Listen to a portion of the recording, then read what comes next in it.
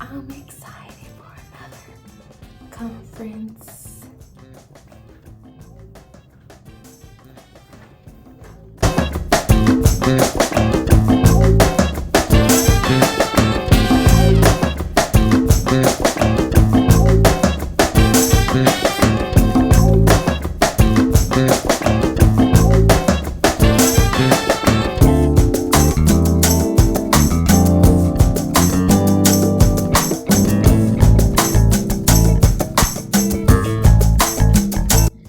We are having a great time here. We're winning some prizes, we're doing the thing, we're having great food, and we're learning a lot about residential life.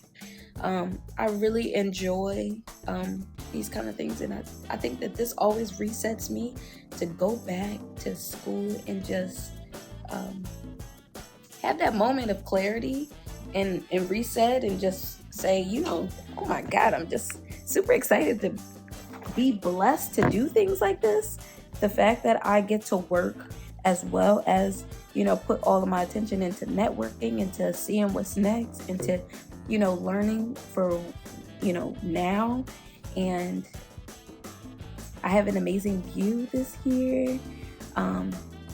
Getting put in different opportunities to do different things. I just think that this is so amazing. This is, I never thought my life would go this way, and I just can't believe it at this point. So I don't know. I'm just super thankful, super blessed, super empowered, super hopeful for the future for my students. And I don't know, it's just the blessings fall from my right hand. Okay, that's how I feel. This is the theme of today, you know, blessings fall upon my right hand. Okay, so I'm just going to keep this energy up, keep feeling blessed, and keep going to every single program block. And I'm going to talk about it a little bit later. Hopefully I could get a little bit of footage, but it's a bit weird when you're in a position like this because you don't want to, you know, record other people. You want to record yourself. So I'm going to get some B-roll for this and everything. And we'll talk later.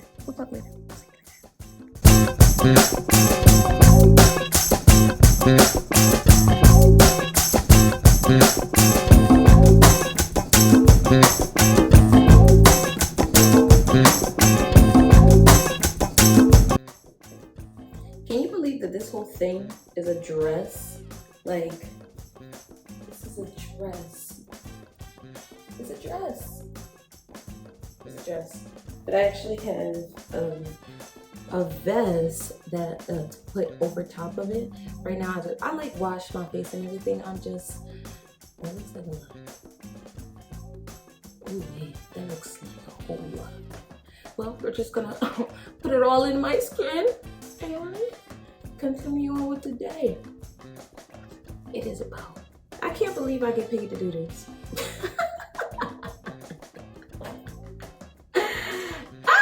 I'm winning in life right now.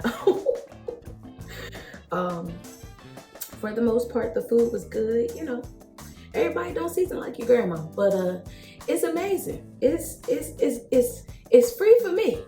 It's free for me. This is my last day in Massachusetts. I'm a little sad. I'm sad. I've learned a lot. I've met good people. I'm excited to take this back to talk about it in our meeting. But also, I'm really excited to just get back into my own bed. I'm super thankful to be here. I feel like I say this like so much, so often, but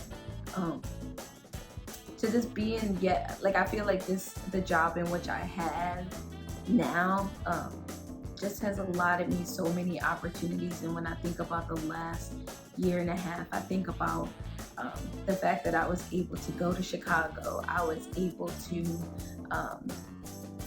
come here to Massachusetts.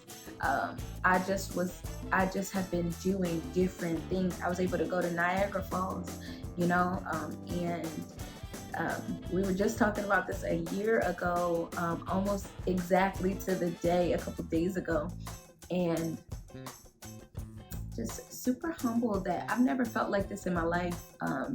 Now, this is purpose, okay? I am standing in my purpose with these students, with my RAs, within myself, within the employees that work amongst me, my colleagues. I'm not gonna get emotional, but I will say this. God placed me here for a reason. He placed me here for a reason. And this is the season. And I'm forever standing in my thankfulness and my gratefulness, even on my bad days. So I am going to be talking about this conference, NEACUHO, and some things in which I learned here. So there have been multiple blocks in which I, program blocks in which I have gone to where professional staff will come to present on a topic that is helpful from their institution and some things that they have been implementing that creates a lot of positive change in which we can learn from and do better moving forward. So the first block in which me and my colleague actually went to this one together. So it was called What's Love Got to Do with It and How to Support LGBTQIA Students. Okay, let's start off by saying fabulous. Came with the nails, came with the slick back hair, the lovely locks, the outfit on point. Anyway, I digress, but I was looking there like, yes. They were from, the most interesting fact I learned is that, before I say this, I'll say this. This was important because it went into all different facts. Now, this was heavy on facts. This was heavy on research. So it kind of took people. It wasn't the most like interesting and that kind of like, oh yeah, I advise you go to and then you go and then you won't be interested. I think it served the individuals who it was meant to serve. And it did something for me, especially this fact in which I learned. So when they talked about, how to support these students. Yes, they talked about so many facts and so much violence that happens. But then they also talked about what Syracuse does to support these students. And I was with it. Okay? So with Syracuse, the most interesting thing that I saw was that obviously they have a center that absolutely helps individuals when it comes to care, but also they educate students on how to change their pronouns on their student profiles, which I was like, oh my God, this is mind-blowing. And I thought that this was light years ahead of a lot of schools, okay, specifically the private and Catholic schools. I digress. But yeah, I couldn't believe this even was a thing because I've heard of a lot of issues within the within pronouns from high schools and colleges within being accepting of the community and all types of things. So I'm not gonna go a little further. I'm not gonna go too further on that, but I will put another clip in here when I look back at the slides to see some helpful information as well. Moving forward to the second block that I missed. I was super excited to go to that second one. However, in that moment, I realized I don't have my wallet. It is now missing, and I almost had a freak out. I kind of did have a freak out, but I was in a panic, and I had to run all over to figure out where I literally thought I was just jiggling my keys, and long story short, it was back in this room. So embarrassing. I had everybody looking, and I wound up finding it. Okay. Moving along, so I missed that one, unfortunately, but it's okay. I move forward. We're moving forward. So the third block, the second day, was navigating career change during institutional and professional shifts. And there were 3 different presenters when it comes to this one. And they made it, one thing that I absolutely loved about this one is that they made it very interactive. Yes, they talked at us for a little bit, but I think there were some issues, but you would have never known because of the conversation in which we were having. So they first started off by having us write down things on sticky notes and ask whatever questions that we wanted to, and they were either in the color salmon, green, or yellow or something. And the question in which I asked, because I definitely felt like one of the guys was speaking to me, and I had to let him know, okay? And when we were having that conversation, I said, how do I know when it's time to move on? Because to be honest, I feel like, and I voiced this out loud as well. I said, I feel like I'm almost ready to go to transition to an assistant director position, but I really love my job. And when you go up to the assistant director position at an institution like mine or in residential life, period, you have less interactions with the students, and I feel like the students are my bread and butter. Literally this year, I have a lot of students that are, come sit in my office. It's like 5 or 6 of them that just, sit around. Meanwhile, I only have 2 chairs. They sit on the floor. We have conversations. Sometimes I'm in my office until like 10 o'clock because I go upstairs and then I change into like my sweats and everything. And then I just come there, sit. We have conversation. Some of them do their homework. We just laugh and talk. And I'm really loving this. Also, I have freshmen. So, they're my babies, period. But anyway, I was basically saying that. And also the fact that the hiring pool, they are no longer... how do I say this in a very nicest way? They're hiring younger, and they're also, so with younger can sometimes come with immaturity. And I'm realizing that there is a little bit of a disconnect within this is no shade, because I feel like everybody knows that I am older. Anyway, I digress. So we're now getting to the point where I'm almost 10 years older than the people who coming in. And that doesn't make me feel the most welcome. And also, it kind of like, I remember an RA asked me, like, isn't this a job for like 20-year-olds? And I was just like, first of all, your mama. But anyway, I asked that question and they kind of gave me, there are RDs who have been in their positions for over 30 years and they didn't necessarily want to move, so don't feel that pressure. And others, I had this one lovely woman come up to me. I think her name is Angela, and shout out to you, girl.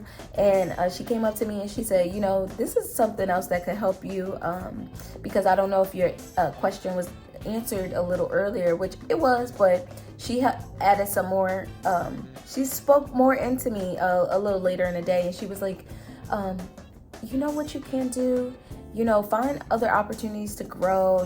Gave me a little more things that I'm not necessarily going to talk about, because it was a one-to-one conversation, but she was giving me some things in which she learned, and it really helped me to think about some things moving forward, and also not to feel so pressured, because at the end of the day, nobody is me.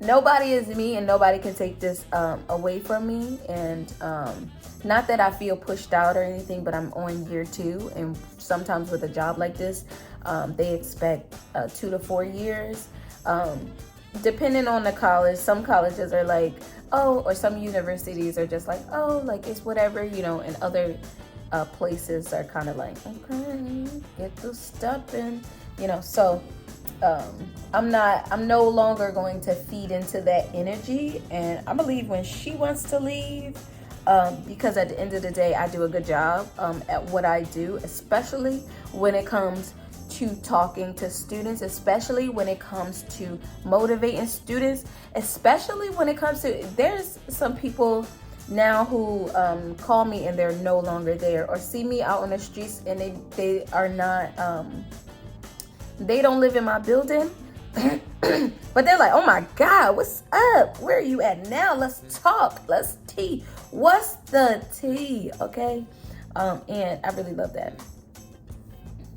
The last session that I went to was called Block 4. It's called Thinking in the Possibility. Why do our students stay? And this was a very interesting one, because we discussed a lot of things that make students feel included, feel welcome, feel seen, feel heard, feel supported, and in many different ways.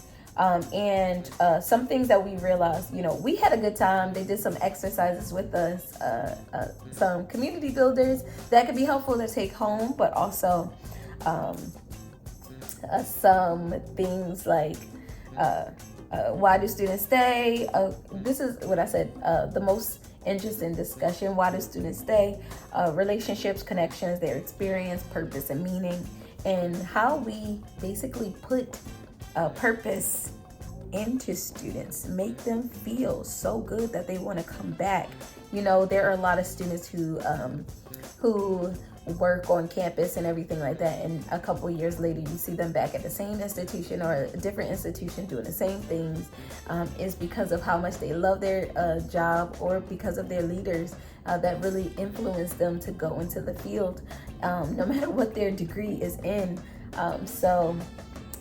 Especially the individuals that you see as professionals that are in the room, and you could tell by their leaders and the things in which they said. And I just really want to be one of those leaders that people long to be like. And I really pride myself on the connections in which I have made. And I have one leader specifically that has, to this day, she is my sister down through and through. That's my sister. Shout out to Akira.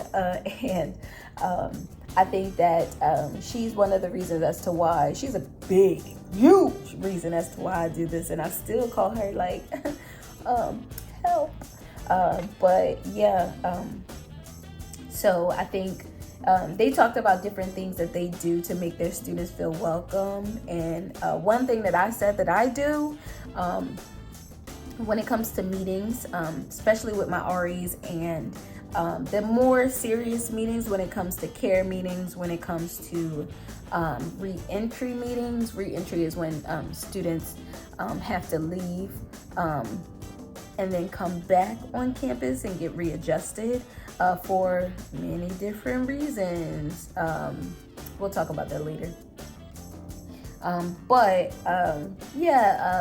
In those meetings, I asked them how they're doing in 4 different categories: how they're doing professionally, personally, mentally, and academically.